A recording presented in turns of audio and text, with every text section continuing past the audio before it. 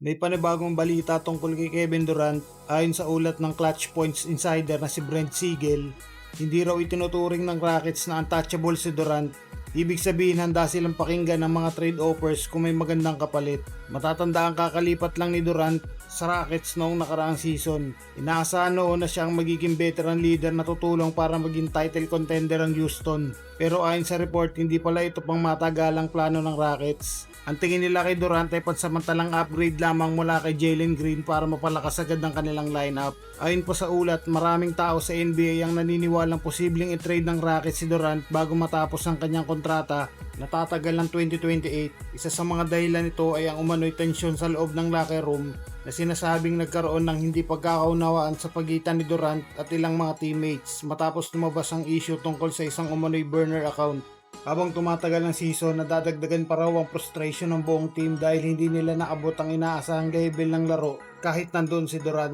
Mas lalo pang uminit ang usapan dahil ayon sa report, interesado raw si Durant na makalaro si Cade Cunningham ng Detroit Pistons. Ayon sa dalawang sources ng Clutch Points, gusto talaga noon ng Pistons na humanap ng paraan para makuha si Durant pero walang nabuong trade deal. Gayunpaman sinasabing kung magiging available ulit si Durant sa trade market, isa ang Detroit Pistons sa unang susubok na kunin siya. Malaking dahilan nito ang interes si Durant na maging kakampi si Cade Cunningham na itinuturing ngayon bilang franchise player ng Detroit at isa sa pinakamagaling na batang point guard sa NBA.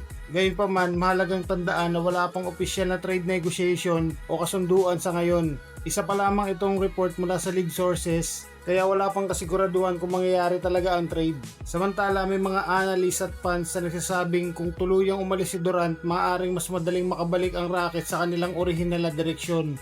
Ang pagbuo ng isang batang koponan na makakasama sa paglaki at pag-unlad sa halip na umasa lamang sa isang veteran superstar. Samantala malaking balita para sa Lakers ayon sa ulat ni Lakers reporter Aaron Cohen na pagdesisyonan umano ng Lakers na hindi na nila i-resign si Rui Hachimura ngayong free agency. Kung totoo ang ulat na ito, ibig sabihin ay tapos na ang 3 season ni Rui sa Los Angeles. Matatanda ang nakuha siya ng Lakers mula Washington Wizards noong 2023 at mabilis siyang naging mahalagang bahagi ng koponan dahil sa kanyang depensa, shooting at versatility.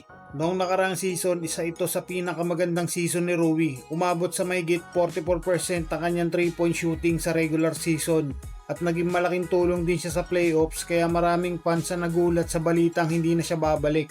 Sa pag-alis ni Rui, mas lumaki pa ang pagbabago sa Lakers ngayong off-season. Kasama rin sa mga umalis sina LeBron, Marcus Smart, Luke Kennard, Jackson Hayes at Maxi Kleber. Dahil dito malaking butas ang naiwan sa wing position ng Lakers.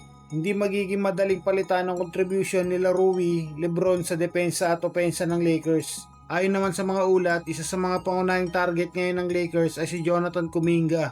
Naniniwala ang team na malaki pa ang potensyal ng 23 years old forward at maaari siyang maging mahalagang bahagi ng bagong era ng Lakers sa pamumuno ni Luka. Sa ngayon wala pang opisyal na anunsyo mula sa Lakers o kay Rui mismo. Kaya habang wala pang kumpirmasyon, mananatili itong isang gulat lamang. Pero kung tuluyang mangyari ito, isa na namang ito napakalaking pagbabago sa Lakers habang binubuo nila ang kanilang bagong koponan para sa susunod na season.